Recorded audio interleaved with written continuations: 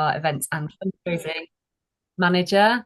And we're also joined by our brand spanking new colleague, Tiffany Allen, who is only on day 2 of her employment with us, but she is our new fundraising and partnership lead. So I've popped her photo up and her contact details there as well.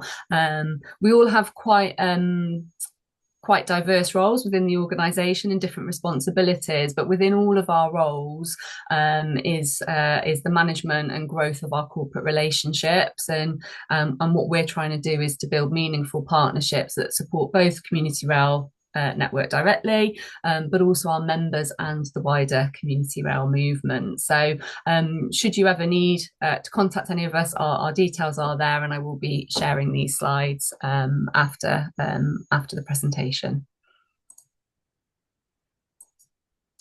So I'm really delighted today to be joined by 3 of our partners. We have Tim Burley from Eversholt Rail, Julie Throssell from SLC, and Ben Dalton from Team BA. And as the agenda shows for today, each of our partners are going to spend around about 10 minutes introducing themselves and discussing the ways in which Community Rail Network members can get involved or access support from them, depending on their individual offers. And then what we're going to do is open that up to a Q&A discussion session, where there'll be an opportunity for you to ask questions of them, find out a bit more, and talk about the work that you're doing and make those initial connections.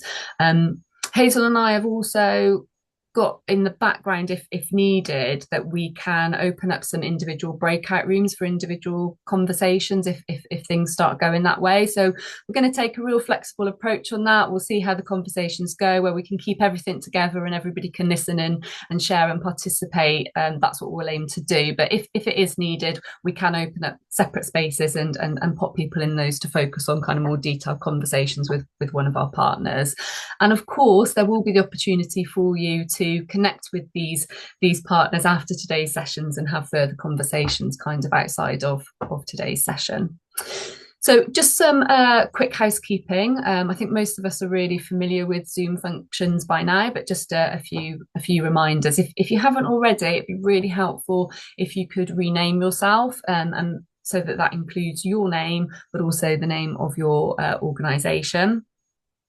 We are recording today's webinar, although we will be pausing it for our Eversholt speaker, just due to some confidentiality within that presentation, and the available bits will be uploaded to our website along with available presentation slides afterwards.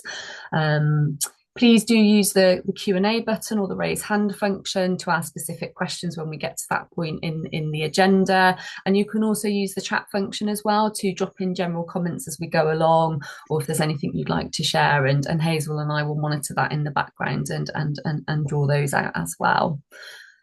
If you do have any technical Zoom-related issues, drop Hazel a text with your name and she'll give you a call back as soon as is possible. I know that she provided her number in the joining instructions email, so it is back in there, but I think she'll also look to drop her number perhaps in the chat now as well, so you can refer back to that too. So yeah, just to recap in terms of what the aims of today's session are. So what we want to be able to do is to connect you with some of our corporate partners. I've already mentioned it's Eversholt Rail, SLC and Team BA. We do have a number of corporate supporters. It's a relatively small group, but we've got about 8 or so now. And there are more that are likely to come on board in the next 12 months. And what we want to be able to do is help members find out more about how we're working with those partners and how those partners can offer tangible and valuable support to community rail groups on a local level. We also want to really give the opportunity for you guys to be able to discuss further these offers and brainstorm and, tell partners about your projects and initiatives and ways in which there might be partnership opportunities there. there, and how you might be able to garner support for your group. But it's also just an opportunity to ask any questions that come to mind, and to make that very first kind of like contact with some of these partners, and hopefully feel empowered to be able to follow that up, whether that's immediately after the session, or whether it's 10 months down the line and something crops up where you think you could perhaps do with some support. What I would say about the corporate partner collaboration is be proactive. Do come to us if you're looking for additional in-kind support, expertise, volunteers, whatever it is. We've recently added a new page to our website, so if you haven't seen it before, it's under the member support banner, and if you just look at that drop down, there is a section there on requesting support from our corporate partners, and you go through to that page, and there's information about all our different partners and the offer and the type of support that they can provide. But there is also a button for a online form which you can click through to and fill out and provide details of the type of support that you're looking for, and that will enable us within the partnerships and funding team to connect you up with some of our partners, and share that information out, and hopefully get you some support. So if you haven't had a look at that, even if you don't need to now, go and have a look at it after the session, because it's a really useful tool for you to be able to put those requests in. That said, you've also got your support and development team lead, and you can just pick up the phone and have a conversation with them, and talk a little bit more with them about what you're looking for, if that's what you prefer to do, and they can make a facilitated introduction that way as well. So you've got those options available to you. As I say, we're here to help facilitate those introductions and meetings, and to point you in the right direction to the best partners to speak to, depending on what it is you're looking for. And even if it is something that perhaps doesn't naturally sit on some of the offers or the list, still come and approach us, because we can still ask that question. And even if it's something that perhaps our partners haven't done before, it still might be something they've got an interest in. So, there's never any wrong kind of like questions. Do feel free just to reach out and to ask. And obviously what we hope, and we're certainly seeing this, and have been seeing this, I think, Hazel, over the last 18 months or so, we're seeing some really nice personal relationships develop between some of our partners and some of our members, where they're actually now on a regular basis kind of in touch with each other, and they're just keeping us up to speed with what's going on, really. But there are volunteering days happening, and they're moving those relationships on and getting that support kind of directly, because they've been able to make that connection and develop that relationship through us in the first instance. I think we've got quite a nice mix in today's sessions of CRPs attending, but also some of our smaller group members, our station adoption groups and community station type members, which is lovely. So thanks all for attending. But I would say to the CRPs in particular, if you've got station adoption groups on your patch and on your line, and they're looking for additional support, please do spread the word about our corporate partner collaboration, point them in our direction, point them in the direction of that online form, and let them know that there could be an offer of support there if needed.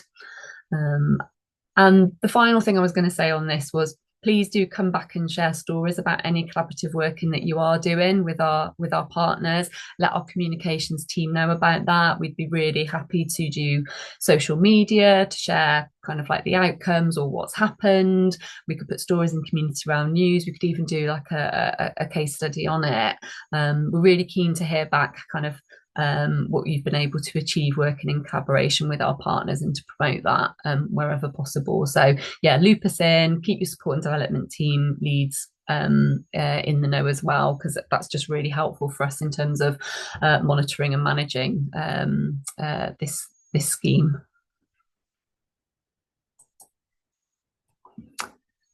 So obviously the partners you're going to hear from today, they've got some really valuable offers to members, and some of those are quite specific and focused on particular work areas and specific kind of ways in which they can support you.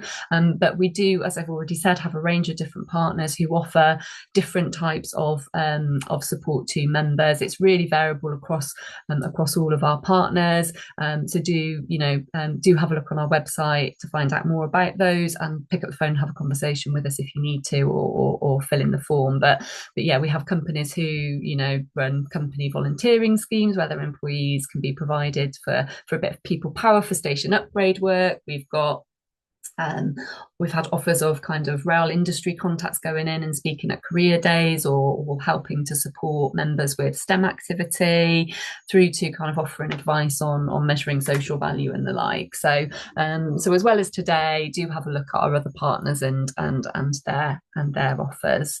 I think we've even got one of our members, if I'm not wrong, Hazel, not if I'm right on this one, who has actually joined a CRP board and is a member of a CRP board, and that's come off the back of this kind of collaborative partnership working as well. So there's all different ways in which they may get involved, and how those relationships might develop.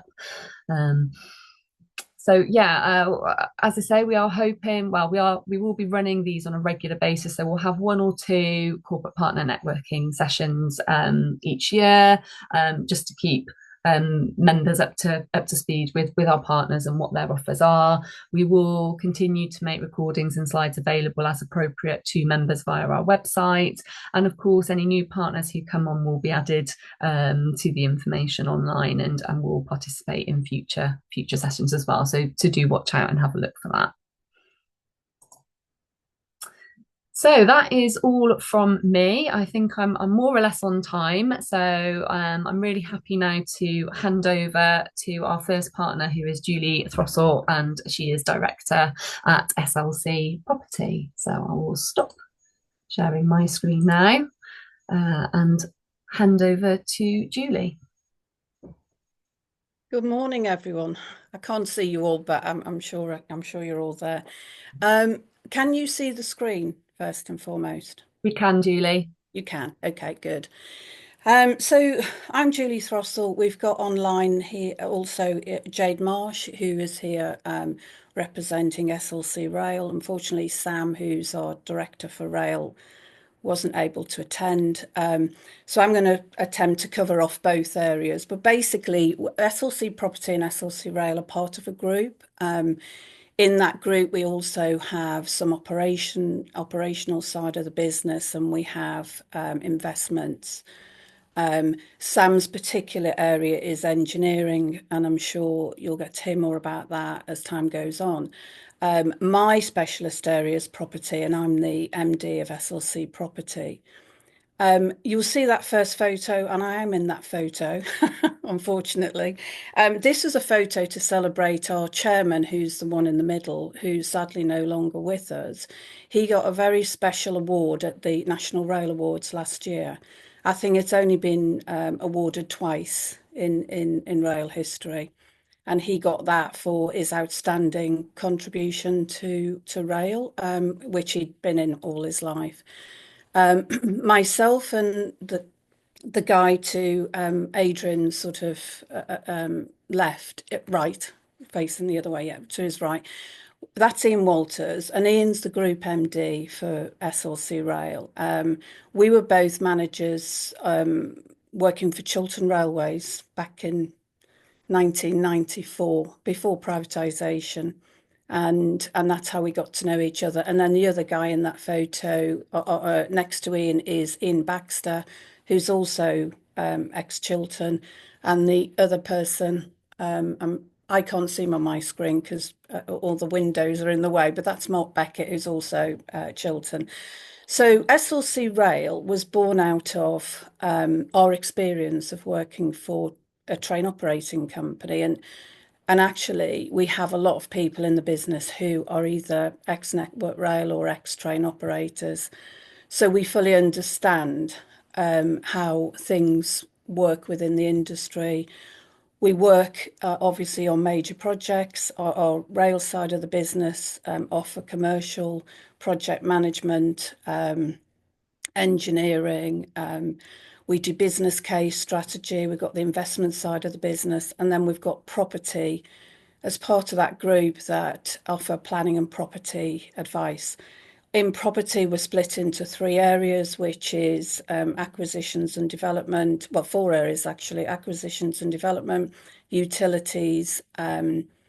We have rail regulatory, which I'll come on to a bit later, which is quite important. And then we have planning. So I'll just move the slide up a bit. Oh, crikey, I'm not very good at this, am I? That's it. Second slide. That's just to give you a snapshot of what we've been involved in. You know, we've had 60 station projects, 12 of those are new stations. We've been involved in refurbishing stations. Mainly these have been for local authorities who are looking to invest in their local stations. In doing this sort of work, we have to interact with the rail industry as a whole. That's the train operators, the DFT, the regulator, the Office of Regulation, and other industry parties. So sort of user groups, you know, all kinds. So and our projects, as I say, are either, you know, brand new station projects or refurbishments. I'm happy to talk to you the sort of projects we've been involved in a bit more detail, but just as a snapshot, there is on here. Sorry, I don't know how to control this just by slide by slide. You should be able to use your up and down arrows. Julie, try that. No. I could find them. Okay. Apologies if I can't do this. Oh.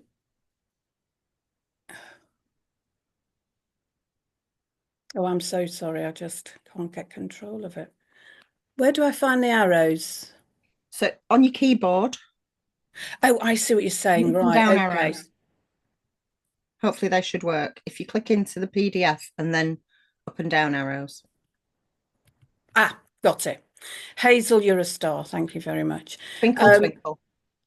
We've put this slide in just to show you that we do stations, and that's one of our things we do. We also do depots, by the way, but we do a lot of other things. But because I think most of you will be involved in station projects, we've put this slide in just to show you that we have a process for approaching these sort of projects on stations. I mean, we're talking quite major projects, but the process can work no matter how big or small your project is. And we look at various things, and you can see it starts at 1 and goes all the way around to 10. But basically, you can see there we have to have a strategic rationale for doing that project. You know, why is it happening? You know, what we're gaining out of that. We've got there the community fit. I'm not going to go around them all, but you're welcome to have a copy of this and you know, sort of absorb it in your time. But you can see we have to look at the financing, and we have to look at, you know, what consents, you know, number 9, what consents are required for us to do those projects. And that's an area I think we can help you with in your projects, which we'll come on to later.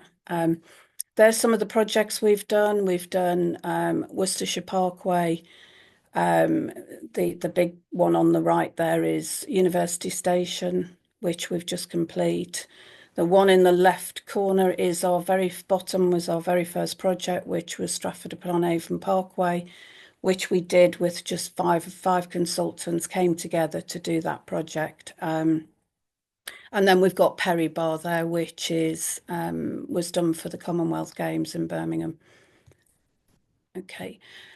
We've put that one in, and actually we've done a few more projects since in terms of supporting the CRPs. So this was Herne Hill.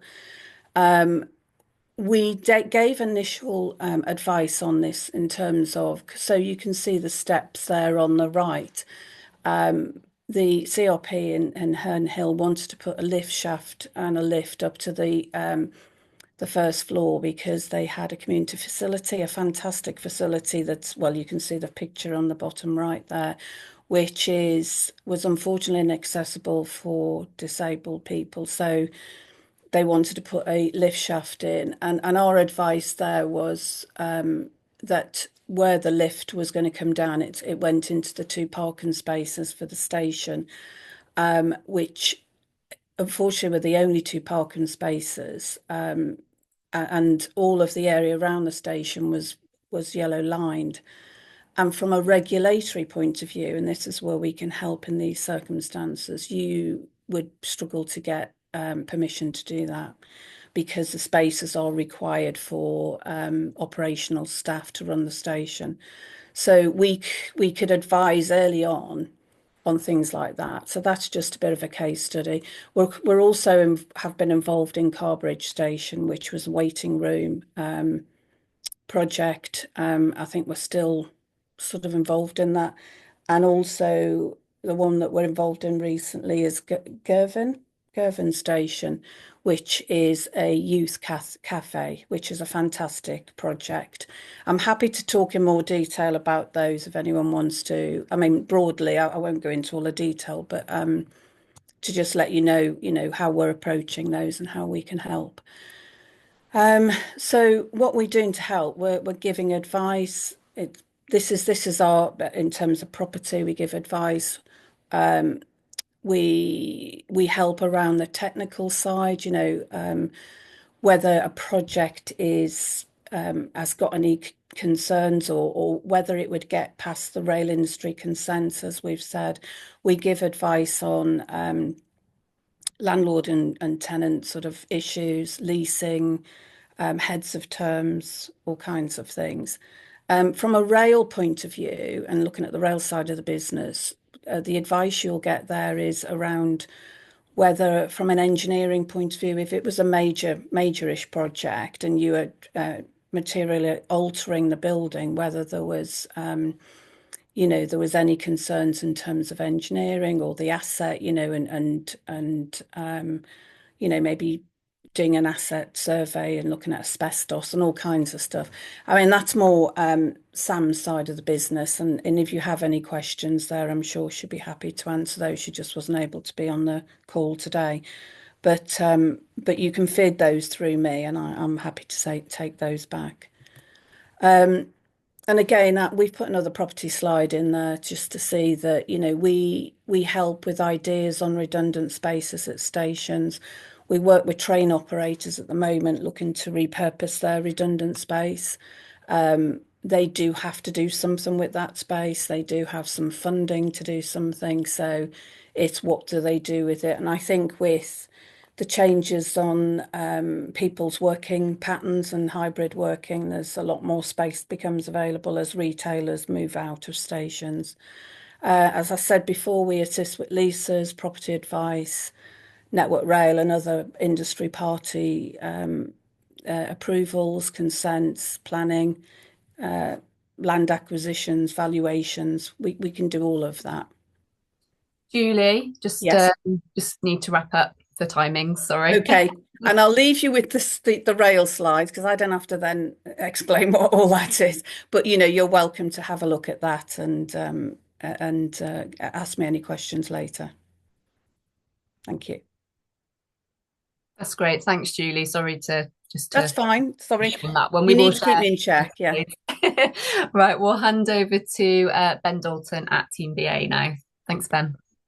Hi, everyone. Lovely to be here. I'm going to share my screen as well. Hopefully you can all see it. If you let me know if you can see it, that'd be great. Yeah, I've got a thumbs up there. Thank you, Tim. Lovely. Fantastic. So my name's Ben. I'm the Operations Director for Team BA. You may have heard of us or worked with us before, but I'm here to just tell you a little bit more about us. So who are we? Well, we started about 8 years ago, actually, with one person called Luke, who's the founder of BA, and it was in 2016. And at the time, he was an intern working in rail, and his boss at the time asked him to run a small stakeholder event of 20 people. You'll see Malcolm Holmes at the back of that room there. So this was the first event that was sort of put together, or one of the first events that was put together. And a lot has changed in 8 years. So I'm just going to share a few things of what we kind of done over the last few years. So this is kind of where we've moved to from, rooms of say 20, 30 people to now running really large events. At the top right there, you can see the great transport debate that was put on last year. That was in the Concorde hangar in Manchester. On the left there, you've got Matt Dawson. If you're a sports fan, you'll know him as a rugby captain who was a host at one of our other events, the Who Can Fix My Car Garage Awards. And at the bottom right there, the Grand Railway Collaboration Away Day from this year. So we're kind of moving from 30 people events to sort of 300 people events in some cases. The things that we sort of manage with these is event branding. We do everything from managing attendees, sending out invites, writing up really nice emails that can go out to everybody, reminder emails, feedback emails. We can source speakers, as you can see here as well. A lot of the work pre-event is managing speakers as well and and briefing them. So we will sit on calls with them, or we'll go and meet them. We had Paul Sinner once, actually, from The Chase, if you're a fan, and he was very lovely. So that was kind of a top one for me. We also deal with power distribution. We supply audio and visual, so amplifiers, microphones, screens for presentations. So in 8 years, a lot has changed, going from sort of one-room events working in rail to much larger events. So that's kind of how we moved from being one small team to another events team. But how did we become Team BA? Because this is something that happened very, very recently. So we have a bit of a saying, it's one of our values actually, because we have some core values, but one of them is to amplify your vision and craft it into reality. So it's our job to make something that you want to happen and make it better and make it happen, which is probably more important actually, because a lot of the time you might have a really great idea, but you have no idea how to get it off the ground. And that's hopefully where we come in and where we can support. Let's talk about COVID a moment, as we've kind of heard a little bit already. So before COVID, all of our events were in person. We ran conferences, away days, dinners, award ceremonies. And then from 2020, we had to start thinking differently. So this is where everything moved online. And we quickly had to adapt to that. We had to run accessible, engaging online events. And this was all run from one bedroom with a small table that someone found in a loft. So you can imagine this was very hastily put together. And later, it became more professional. So we started to look at how media could become a part of the events industry that we're working in. So we improved our cameras, we improved our lighting, we improved the audio, and we improved the way that things were designed for our clients as well, working with a few different third parties that we are now bringing in-house. So they're working with Team BA. And video became a really large part of what we did. So a lot of my arm of the business is working on the media side, which is the filming, the design, and Luke, who's unfortunately unable to be here today, works mainly with the event side. Now, we're all usually there on the day, but he's very much events focused, and I'm very much media focused, which is why it's definitely a good partnership. But video became a really important part of what we do. So we started creating training videos, accessibility videos, promotional videos, social media videos, documentaries for community groups, and films for our events and of our events. So we made films that people could show on the day and also go there, film it, and do sort of films that people can then remember the day by as well. And we've worked with quite a few different community groups. I mentioned that we've done sort of mini documentaries and things for people. We've worked with Heart of England, Worcestershire, Marston Vale, and we are big advocates for community rail, which is why we're here today, and we'd love to do some more. And as I mentioned, design became a big part of what we do as well. So we deal with website design, we create logos, we do printed artwork, including staging, which is a new one really. The past couple of years, we've been starting to do prints of staging, which just looks amazing. So just so you can see it all in one, we've got Team BA, so there's 4 full-time people who work there at the moment. We've got the BA events arm and the BA media arm, but all of us work together to make incredible videos, hopefully that people are very proud of, and events that people can remember. So why did we decide to become a corporate partner of the Community Rail Network? Well, we've delivered a range of community events in the past. So the community conference for Avanti, for instance, is the on the right-hand side there. So that was last December, I believe, and we're doing it again this December. So I might see you there. It was really great, and we're looking forward to doing that and hosting that one again as well. We run volunteer forums for West Midlands Trains. We also run the West Midlands Trains Stakeholder Conference. At the top left there, you can see one of the community awards going to, I believe that's Fiona Saxon up there with Charlotte Ritchie. And we've done all sorts of events, from the management, the design, the hosting. So on the bottom left there, you can see myself hosting from the podium with some MDs who and other speakers from Transport Focus, Avanti. You've got Marjorie Rose there. So there's a lot of people there that we've had a lot of experience talking to and running events with.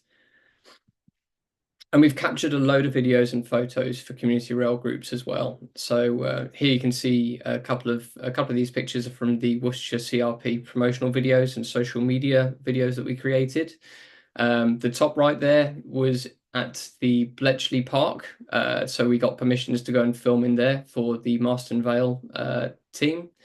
And at the bottom right there was a £1 train ticket offer that was a real celebration when the Marston Vale line reopened. And we were really proud to go there and do some photos for the day, some promotional photos that they could use to promote it and to celebrate it as well. Just one more minute, Ben. Thanks very much. So we'd really love to help you. We've got a passion for community rail, and we've got a passion for bringing people together. And the sort of stuff you can get from us is we have 50 free hours that we're offering. And on this last slide, you can see the what you can get for those 50 free hours. So the first thing is graphic design. We can create brochures, leaflets, logos, and we can support with web design and social media designs. Video and photos, so supporting with photos at your event, making social media videos, even podcasts as well, which is something we started branching out into this year. And event support, so we can provide AV for your event, maybe a host that you'd like to have for one of your events or a compare. Although that's spelled incorrectly, apologies. So there's a lot that we can do there. And after the 50 hours are up, we've also got discounted rates for the Community Rail Network and partnerships. So we have that all online, and obviously I'm happy to take some questions later when we're talking through that. And that's everything from me. So thank you very much for having me here today. Thanks, Ben. That was great. So we're going to hand over now to our third partner, Eversholt Rail, and Tim, and we're just going to pause the record. Ben mentioned this when he was doing his slides. Both Team BA and SLC provide a committed amount of pro bono hours to our members over the course of a 12-month period. With Team BA, it's a commitment of a maximum of 50 hours pro bono support over that 12-month period to members, in and around, as Ben really clearly stated in his presentation, kind of creative media projects and event support. But there's also an additional quite heavily discounted rates for members who also want to hire and use equipment and some of their services. They get a discounted rate on that above and beyond kind of the pro bono hours. With SLC, they've committed a maximum of 100 hours of pro bono support to members over a 12-month period. And again, as Julie ran through in her presentation, that is assisting members with free rail and property expertise regarding station and building projects. And with both of those members. I've popped a link in the chat, which takes you to the page with the online form on, but information about our members and their offers, both SLC and Team BA, because of the nature of that offer and sharing those hours out to members. Both of those have a member resource protocol, which you can click through and have a look, and it goes into a little bit more detail, and it's quite useful. Things like the Team BA one, for example,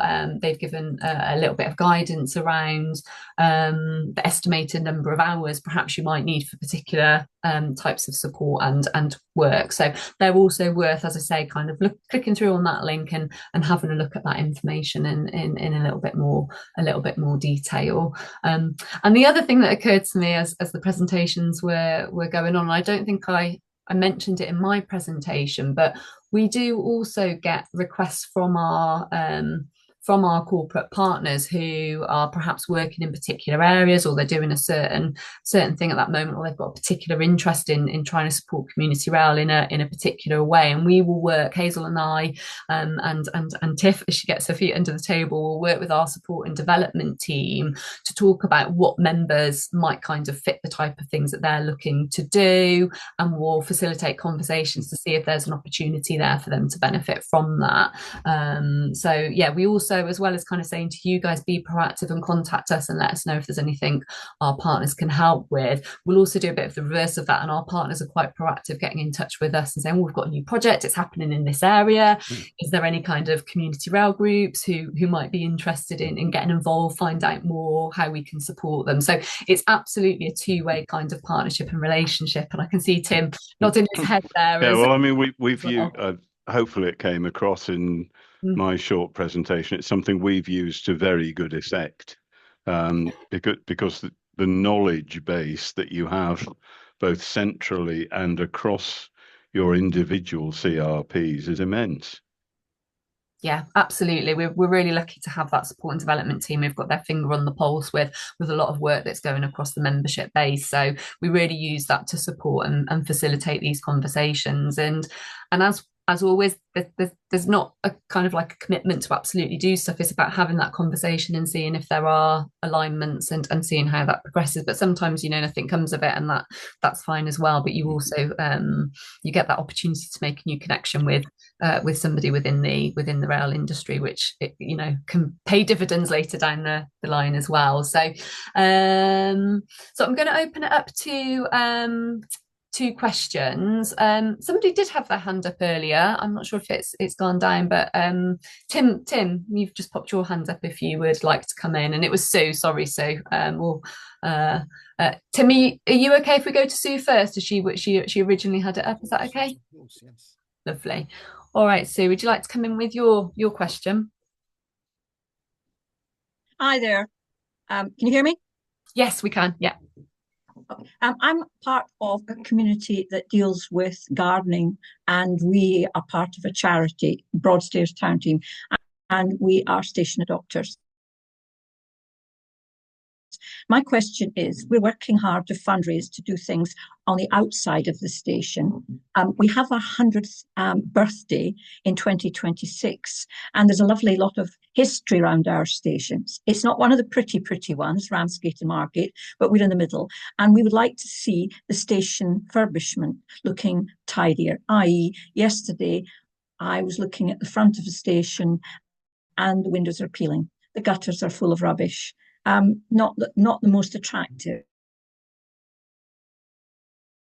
And we are working very closely with South Eastern, our rail provider, and we have had funding for the outside refurbishment of the planters, etc., from the community rail. My question is directed about the actual infrastructure and making it more appealing to our many visitors and regular residents. Thank you. So as part of that, Sue, are you looking for support in terms of people power to help with that, or is it more around kind of funding, or is it questions around it's really who we need to engage with to get things moving before 2026, when we would like to have an event to celebrate our 100th birthday. Okay. So I will open it up to the corporate partners, but I'll just start by saying I think there's probably a few things there that we we could connect you with a number of partners, and you could start having conversations now. I mean, this is lovely because you've got a nice timeline and a run up to what you're doing, but we all know that time will go quickly. So I'm immediately thinking, wow, 100-year anniversary. Well, there could be some support you could get from Team BA, for example, around it could be some design work, a lovely kind of new logo to go on any kind of promo work that you're doing around that anniversary and the achievements that you've had, or potentially engaging with them to come and take some photographs if you were going to have an event, or to help support you to run that event, for example. But there's also opportunities to engage with other partners if there are specific kind of tasks that you'd like help with doing as well, where we could reach out and see if we could help people coming to engage with some of that station upgrade work for you, either by providing people or providing kind of advice through SLC if there are particular things you want to do and you're not sure kind of how you'd go about doing that and managing it with our chair. We are a town team, and we have many facets too. We have a shed, we have a gardening, we do litter picking and many other things. So our main focus is on Broadstairs and the infrastructure around our station, which is a key hub for us because we are very much a holiday seaside town, and there's hordes of people travel on the train every summer into our town and out back home. So it's really important that we have a good focus. We have already started to bid for funding through a southeast, the railway network provider, Southeastern, but obviously, the station is the main concern, and who is responsible for the actual furbishment of the building, and how do we encourage them to take the initiative to upgrade the station. Sarah, okay. Do you mind if I jump in quickly? I was just going to say, I think this is one for Julie. Yeah, thank you. Thank you. So you're talking about the station facade. It's actually the station windows on the outside of the station. Yeah. I mean, we're painting our planters and planting them up with nice things. And yesterday we just looked at the paint on the windows, and we're trying to get our local water company to work with us to actually put something onto the rear of the building where we can actually capture water for the gardens. So lots of small projects that we're looking at funding either locally or with our partners. But the biggest one is when I look at the station, I think the actual furbishment of the building. I know there was quite a lot of work done last year, but it needs, the external just looks sad. Yeah. Are you there? Yeah, you're there. So sorry, you froze for a minute. I didn't know if you'd finished speaking. No, it's okay. I mean, in short, Southeastern themselves are responsible for the building. So they lease the station from Network Rail, and it's their responsibility to do repair and maintenance, such as painting of windows. I mean, if it was a more structural issue in terms of issues with the roofs, say, that would be Network Rail. But this is Southeastern. They're responsible for that. So my suggestion is, if you have a contact at Southeastern that you're dealing with, right, speak to them about maybe get them putting you in touch with the property manager or head of property as a first instance to see if it's under their jurisdiction. It may not be. It may be they have a projects team. They're all different in terms of how they're set up, but generally the property manager is the best place to start, really, to see, because they might have some planned maintenance work coming up. They may be planning to do the painting. Indeed. Yeah. Thank you very much for that suggestion. Okay, you're welcome. Thank you very much. Thanks, Julie, and thanks, Sue, and do feel free to come back to us as that kind of progresses towards your support and development lead. If you're finding kind of challenges or difficulties, it might be something that SLC can provide further advice and support on, depending on the nature of it, or us directly. Okay, over to Tim, if you would like to come in. Thank you, Sarah. Actually, just coming back to what Sue was asking about, there's a great guy at Southeastern, Matt Fraser, who's their community lead, and he's a super chap. and gets things done. So if Sue's not already in contact with him, I think that's where I would go with Southeastern. Sorry, but my couple of questions really. We're engaged at the moment, Julie, in trying to develop a community hub at a rural railway station in Crowborough in East Sussex, and it's one of those projects that it takes a step forward and it goes back a step. It's one of these that it's difficult to align all the interested parties and pull in the same direction. And one of the challenges I think we face is a degree of project management. You get the community very enthused. We've got our line officer very enthused. We've got some funding coming from GTR and from Network Rail, but it's a project that might be crying out for a sort of a project management type role to sort of oversee and help see it through in a reasonable pace of time. The danger is that we might start to lose community interest as the project drags on too long, and so the driving force perhaps gets a bit lost. So in a roundabout way, my question is, as part of the potential help from your company, would project management feature in that as a potential sort of area of support for a community rail project such as a community hub? In short term, we could do an assessment for you, a very high level overview of what the project is. I mean, obviously, if you give us a bit more details, not in this forum, but offline, give us a few more details about what the project is and what you're trying to do and what funding you've got for that and how far it's got, just a bit of background. But I think Sam's team, and the rail side of the business, of course, we have project managers right from sort of graduates up to quite senior project managers who could assist you with it. It just depends really what you require. I think the first thing to do is to just do that sort of background check, and then for Sam to come back to you with what they could do to help you. Whether that, I think it sounds like a bit of a high level review of what you might need in terms of help and how we might be able to help. I mean, we have 100 hours pro bono, as Sarah mentioned, and we're already working with one of the other CRPs, which is, what we try to do, and that's why I think Sarah mentioned the online form, is to assess what your needs are and how much time we think that's going to take us and how much time we can allocate to you.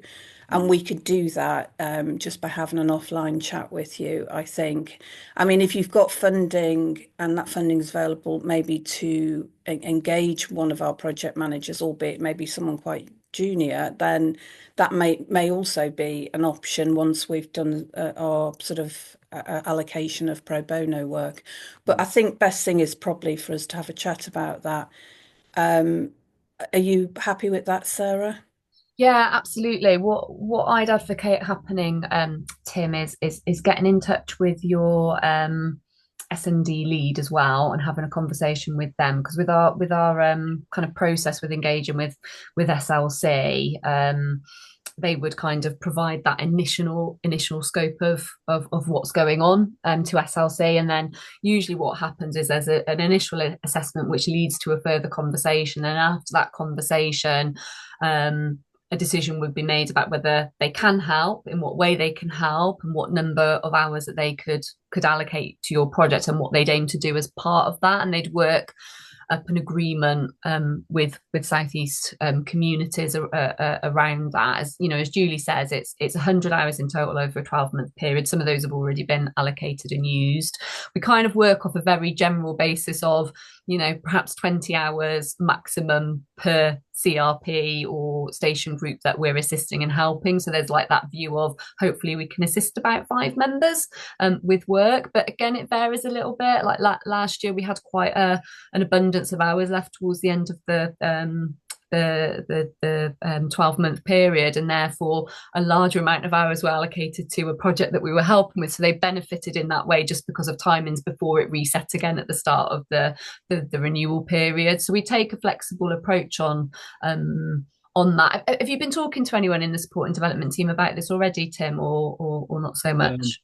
Not me personally. I just know it's a project that the line officer there has been working on for probably at least 2 years now. And I think our biggest challenge has been the bureaucracy and the administration in terms of trying to keep progressing the project, and community groups that can easily switch off and decide to put their energies into a different project. It's seeing what sort of potential support there is out there that would help continue push the project in the right direction. When you've got a line officer that's only got 17.5 hours a week to work on the entire line, and there's this very important project at one station that needs a lot of attention. So it's just trying to understand what might be possible through SLC as a potential way of helping us manage it. It's just looking to see what options there are out there. But that's very useful, and I can feed that back to Sharon, and she can decide whether or not she wants to sort of pursue that in the way that's been described. So that's really helpful. I did have two other questions, but I know Sarah, my colleague Sarah's got a hand up as well. So perhaps I'll come back if there's still time for a couple more questions to your other speakers. Yeah, of course. Thanks, Tim. And we'll also flag this with the relevant support and development team member as well, and we'll make this obviously recording available to them so they can check in as well. But yeah, I think Julie's suggestion perhaps of a high level assessment and what perhaps is needed, that could be perhaps a useful way forward. So we'll pick it up offline and see if that progresses if you guys want to. Sarah, do you want to come in as well? Oh, thank you. And thanks to Tim for letting me go in. So we have a station building which is currently boarded up and not being used. And it's currently in the kind of clutches of the Arch company, which I know everybody's sort of aware of, having been sort of handed off by Network Rail to them. There's a new industrial development going on next door to the station. There's lots of sort of regeneration going on around it, and to open it as a community hub or cafe or meeting space or any of those things is starting to look like a much better idea now than keeping it sort of all boarded up. I think one of the things that we don't know, here's the sort of the black hole, is how much it's going to cost to bring it back into use. And I've got sort of no way of knowing, really difficult to sort of find out. So I was wondering if that is the sort of thing that SLC could help with, is just to help us find a round number, because like if it turns out to be millions and millions, that's a whole different ball game of fundraising than if it's, say, a couple of 100,000, which is still, a massive amount to raise, but possibly slightly more doable. And so one of the questions is, could they help? And the second question is, I suppose, at what stage would it be good for them to get involved? Is it no good to be involved now while it's still in the clutches of the Arch company? Do we have to wait until we've sort of wrestled it back? Or because to my mind, if I find out how much it's going to cost to refurbish, that's more leverage in trying to get the building back, sort of thing. So I guess that's, how much can you find out how much it's going to cost, and what's the best time to do that? Thanks, Sarah. I'll bring Julie in. Yeah, there's a few things there. When you say find out how much it's going to cost, you mean the project in terms of refurbishing the building? Yeah, how much the building work would not the cost of bringing it back from Archco. No, the cost of how much to put the floorboards back in and the staircase back in and shore it up, kind of thing. Yeah. Well, I mean, obviously that's what we do for our clients. We cost up projects. We have a team who do the estimating on that. I'll need to speak to Sam, but I'm absolutely sure that this is something we could help with in terms of high level cost. It won't be, because until you're really going out to the market, it's quite difficult it's just an estimate at this stage. So I think that's something we could probably help with. But I'd need to speak to Sam about that because that's more her area. I think the other thing to consider is the process for Archco. And I think it's worth you having that cost now to see if it's worth you doing the work anyway, because as you say, I mean, I don't know anything about the project, but if it's a project that is, you know, quite costly, you might decide, well, we're not going to bother, and not bother with the process with Archco, which can be quite an arduous process. I don't know how far you've got with that, but the way, my understanding with Archco, the portfolio that was passed to Archco went as almost like a lump lot. So there was a cost attributed to that, with all the non-operational assets and land that went to Archco. So I would have no idea of the cost of getting that back and whether it's done on a proportional basis. No, I don't think we know. have got some support from the train operators on that, Okay. in that before nobody was particularly interested, and I think they were just happy to let the thing fall down. But like I say, now that there's a new development that's happening next door to the station, it's just become much more viable. We're probably going to have more passengers there. People coming to work there. There's going to be a need. It's in a village where there's not a lot of facilities. There's no current village shop. So these people are going to need to like buy their lunches somewhere. So it's all just become a lot more viable than it was. And I think that's now the train operating company are actually sort of interested like they weren't before. And I know they've started their own discussions with the Arch company. We've mainly been going through the Railway Heritage Trust on the sort of heritage angle, but now it's become more commercial. So the train operating company is slightly more interested than they were before. The danger you have if the whole area around the station is being regenerated, it suddenly becomes attractive to Archco as well. Because at the moment they're probably sitting on something that, like they did, or a lot of assets got passed to them. Some they were forced to take, I think, as part of the portfolio, which they didn't really want, but they've got. We've had to get a couple of things back from Archco for our own clients, local authorities, in order to fulfil a new station build or a refurbished station. It's not an easy process, and I think from memory that the getting back was only for operational purposes. So if that was required, so Network Rail have to do the getting back. We had to do something at Leicester Station on this, and the getting it back was for operational purposes. So for redevelopment, because we're creating a second entrance for the station, and we needed 2 commercial facilities that were under Archco to get them back. It was costly to get them back, I will say, but I'd just check a bit more into the Archco. You probably could do with a bit more advice in that area, because I know the train operators probably doing what they can and are probably keen to support you, but it's worth trying to get more clarity on that sooner rather than later, that is a possibility to get it back. And if it doesn't, if it can be for your use rather than operational for the station. That's just a little bit of word of advice. Try and get some more detailed advice in that area. But certainly on the other, I've made a note of it. We can hook up later through Sarah, and I will speak to Sam about what we can do to help you with the cost estimate for that. Lovely, thank you very much. You're welcome. I'm just going to leave the screen momentarily and let my dog out because she's making a big old noise, but I will be back. Thanks, Sarah. And yeah, we'll obviously kind of action at this end, and get your support and development team leads to also kind of have a conversation and pick up, so that we can make those connections with SLC as part of that process. So we will do that too. In the chat, we've just had a question as well, which I'm going to go to from Jane Stewart from Essex and South Suffolk Community Rail. So quick question. One of my station adopters would love to get some help creating a sleeper planter on the platform.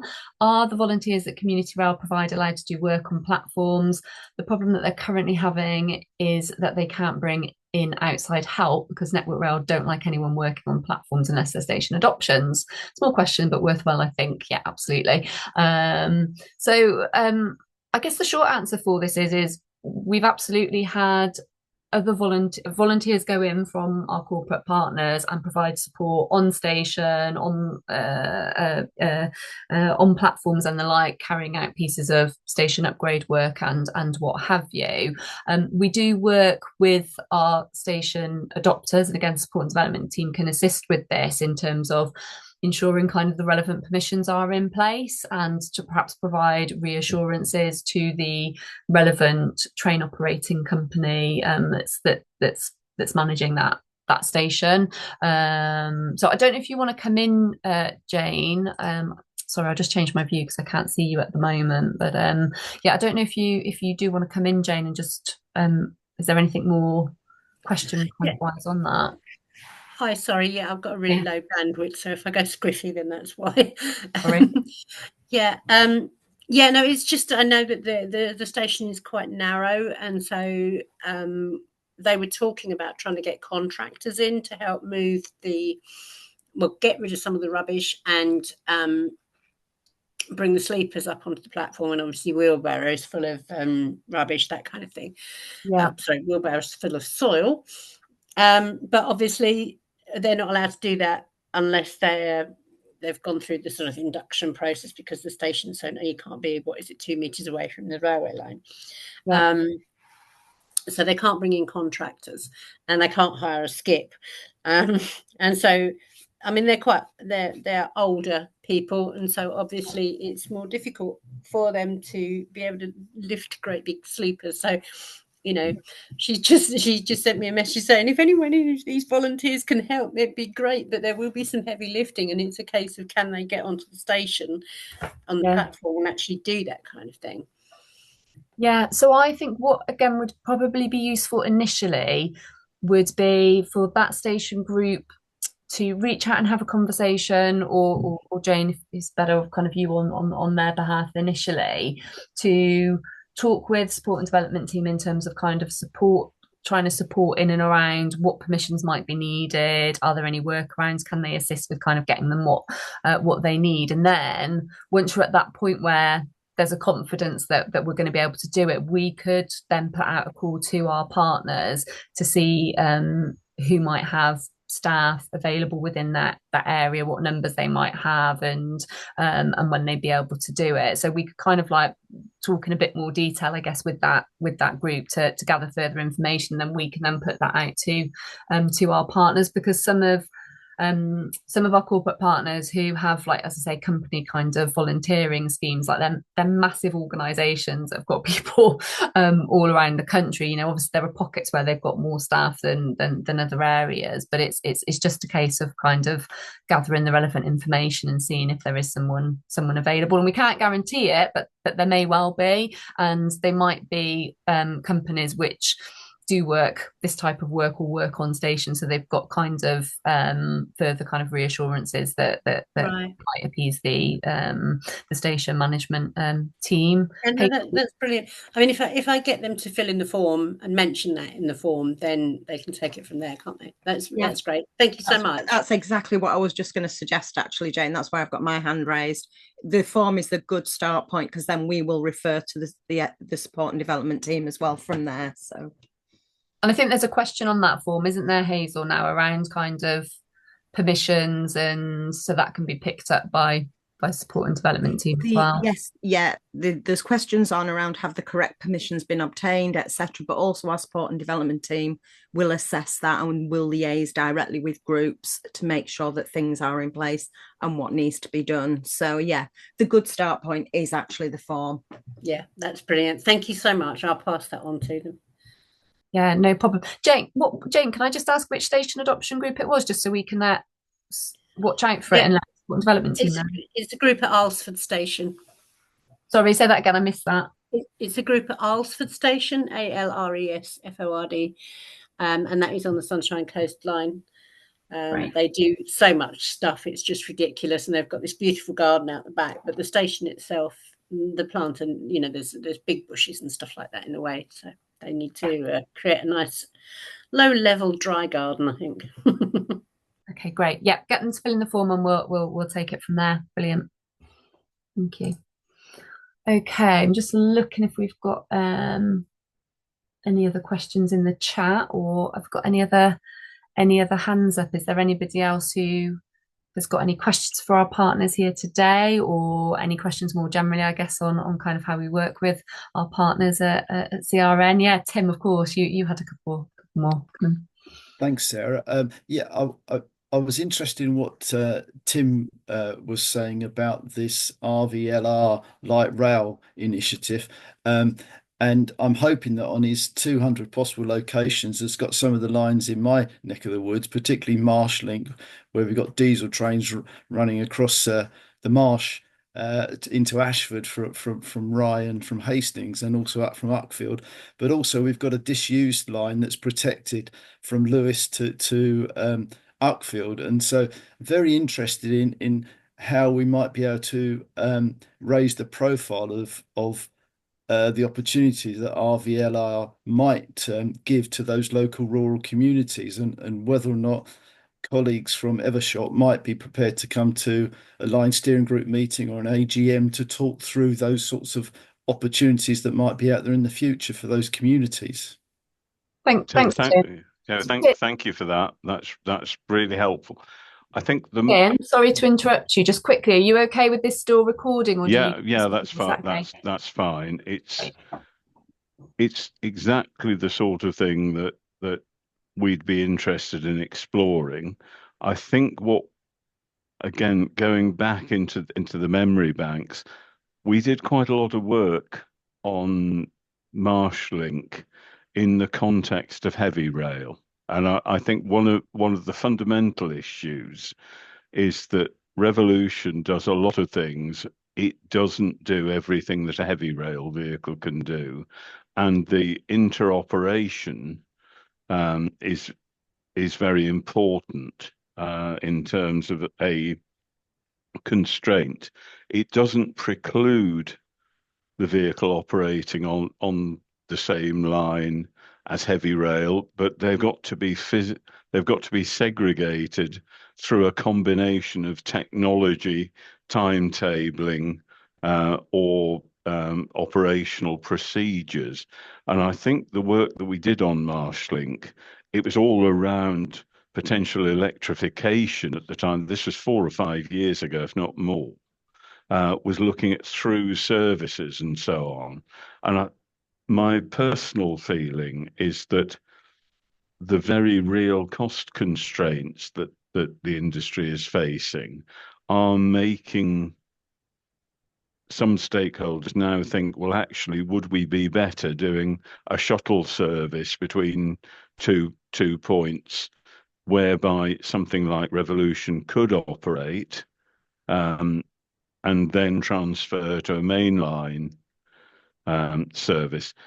The Lewes Uckfield one, again, I think is on the list of 200, but I don't know them all by heart anymore.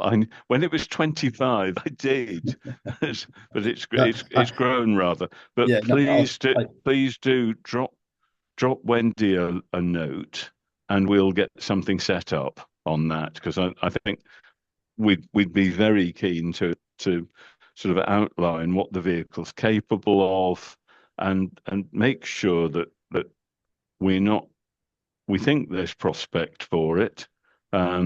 Certainly we've had Southeastern's engineering director and colleagues to see the vehicle and got very positive reception around it. So yeah, it's one we'd be very interested in exploring further. So please do drop us a note, and I'll tell Wendy to look out for it, and we'll get something fixed up. Thank you, Tim. Thank you. That's great. Thanks, Tim. And we will be sharing Tim's slides. We're okay to share those, aren't we, Tim? Yeah. So that has got Wendy's email address on it, so you can access it from there, or just reach out to me in Hazel if you want to send it quickly. Did you have any other questions, Tim? I did. I'm sorry. I keep asking questions, but No. This was a more general one, actually, just looking to next year, really, because I think we're all conscious that next year there's this big Railway 200 celebration, and it might be more of a CRN Team BA question, but with the support of Team BA, I was wondering whether or not CRN might try and take the opportunity to really try and hit the profile of Railway 200 through this sort of expertise support that we're able to draw on from people like Ben at Team BA, because it's not only a local issues, local events and local opportunities, but obviously it's a national campaign, and maybe your relationship gives rise to a good opportunity there. That's just thinking aloud without really a question, Sarah.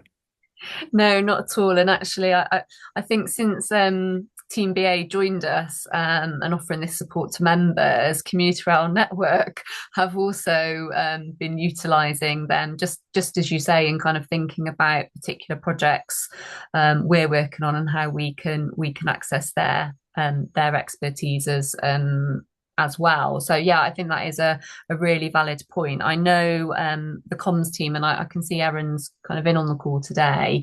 So feel free to jump in, Erin, if you are still there. The comms team have been doing quite a lot with Railway 200 in terms of running sessions and talking to members about activity and what's going on. And I think that kind of like comms plan is still in place. I'm not 100% sure. They might already be having conversations with Team BA in the background in and around services, because we've used Team BA services, for example. We used them at the awards last year, our events team, which Hazel led on in terms of doing some video capturing of the event and trying to like capture some of that kind of vibe as part of our promotion and our success stories afterwards in terms of promoting the award winners and doing little pieces to camera with them and the like, and that worked really well. So yeah, I don't know, Ben, if have we been having any conversations with Team BA? I think Erin's not coming in, which makes me think she might have just stepped away from her desk for a moment. But I don't know if we are engaging with you on that particular project, or if there's other stuff you're doing with other parts of the industry. Yeah, you know what? We haven't actually done much with Railway 200 at the moment, so it's definitely something that is on our radar. We're just kind of waiting for the moment. So I know next year is going to be a busy one because there'll be events and films and things going on all over the place. So yeah, we're going to definitely be keeping our ear to the ground. And I imagine there's a few conversations I imagine happening elsewhere at the moment, but nothing that's set in concrete yet. But yeah, always happy to chat about it. Yeah, great. And I think, yeah, if members have got kind of activity that they're doing and they're thinking they'd like to do a bit of use a bit of Team BA's time to capture some of that, now is the time to be thinking about those things and to be getting in touch. And as I say, we're really lucky to have these 50 hours of pro bono support, but they can go quite quickly. So I think that's the other thing which is really good for those of you who are here today and in today's session.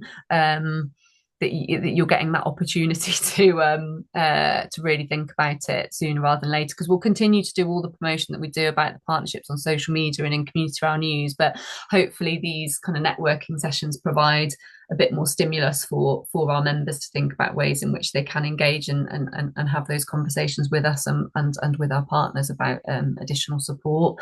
But we'll pick that up, Tim, with the comms team anyway, because I suspect they might be having some conversations on that front as well. The other thing that I was going to say is just kind of just a bit of advocacy for how we've used Team BA as Community Rail Network and benefited from that. But we've also actually used the services of SLC Rail as well more recently around our kind of property at Huddersfield and the old water tower with the Transpennine route upgrade that is happening. We've had a number of things that we've had to kind of get expert advice and support on, such as kind of access agreements for our office, because we're now in a bit of a compound as work goes on at Huddersfield train station.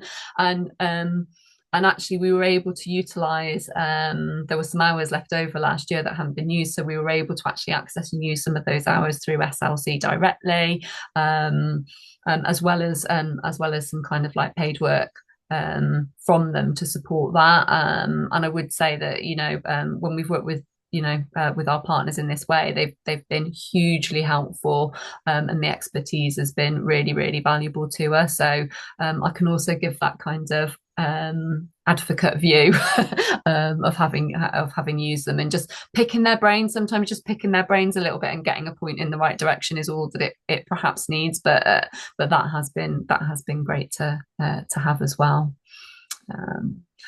Do we have any other questions from anybody else, or is it lots of food for thought and people going away and thinking a little bit further? There's no hands up at the moment, and I can't see any questions in the chat. Maybe everyone's just dead shy today. Well, I'm quite interested in Fiona at Tyne Valley and the sheep that's on her video that I can see. I feel like that needs a bit of an explanation. Who's that, Fiona? Yes, I suddenly remembered the sheep was sitting over there, and I'm supposed to be social mediaing all the things that the sheep does with me. So I suddenly thought, oh, crikey, Anne will be on my tail saying you didn't take a picture of the sheep. It's a project from one of our local art centres. There's about 40 of these sheep out and about with organisations for the month of September. We, of course, have called them Edmondson. I'm not going to explain that to this group as to why I've called them Edmondson. We have the reproductions there. Edmondson was station master at what is now the next station west to where I am in Holt Whistle. So he's been out and about. He came to Leeds, the Education Network, last week. He's going to Liverpool, to the Avanti conference this week. And yes, I am mad. But he does go back to the Mart at the end of September. So life on the Tyne Valley will come back to something approaching normality. But yeah, he's been at Heritage Open Days for 2 days last week, talking to visitors about the importance of buying tickets. So he's our sort of little, if we don't have a badger up here, we have a sheep, and I dread to think of what we're going to have next year. But one of the things we are doing is working with some professional singer-songwriters to write a song about Edmondson for Rail 200. So that will be an event next year. Whether we'll have the sheep for the event, I have no idea, because he might be back in his flock and refusing to come back on work placement. There you go. Life's never dull in community rail, is it? No, that's fantastic. And I think you should be thinking about how you can engage Team BA to provide some free pro bono support on this one, because it sounds like lots of fun right up their street. Oh, yes. Yes, there'll be alarm goes off in the next 24 hours, I can assure you.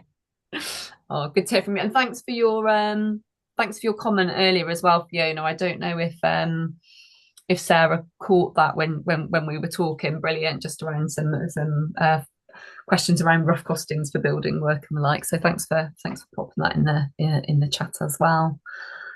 Okay, well, we're about 10 minutes due to kind of closing. So I think if there's no more questions at this stage, we will just wrap up now and finish a little bit earlier. And I'll just use it as an opportunity to thank you all for dropping in today. Please do continue to kind of share what you've learnt today with other groups and adopters on your patch or who you're in touch with, to let them know about what is available.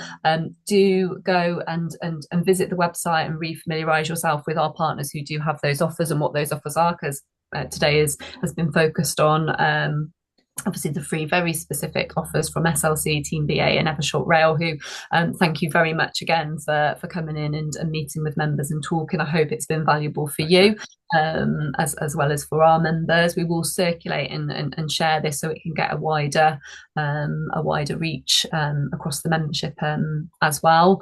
And as I say, it might not be that anything kind of springs to mind over the coming weeks, but it might do 12 months down the line, and at least you've got a bit of information and advice. Obviously we've shown our faces today, myself, Hazel and Tiff. I'm going to get Tiff to do a little bit of a wave. As I say, she's only on day 2, so don't email her immediately, but you'll start seeing her more. She's going to be at the conference, for those of you who come to the conference in a few weeks time. So yeah, get in touch with us, talk to your support and development team lead. We've put quite a few links in the chat. I've also just shared a couple of videos that SLC and Team BA have done, just kind of talking about their service a bit more, which you can share with colleagues and the like. So that's kind of another good way of just kind of connecting in quite quickly. But yeah, it's been a really good conversations that we've had, and lovely to see you all. So I'm going to wrap up and stop talking, and I'm going to hand over to Hazel, who I think is just going to finish things off. Right, thanks, Sarah. It's literally just to say, well, thank you from me, but also, like I say, I usually have background support, and something like a feedback survey is usually prepared by Hannah. So I'm actually just preparing that now, and just to let you know, you'll be receiving a link to complete a feedback survey in your emails in the next day or two. So I'd be really grateful if you would complete that and let us have your thoughts. And just to reiterate, you know, there's a lot of support available through all our corporate partners. You can see what everybody offers on the partners page, and please make use of the form, pick up the phone, ring us. You know, there is plenty of support now for a lot of things. So yeah, make the most of it. Well, thanks, Hazel.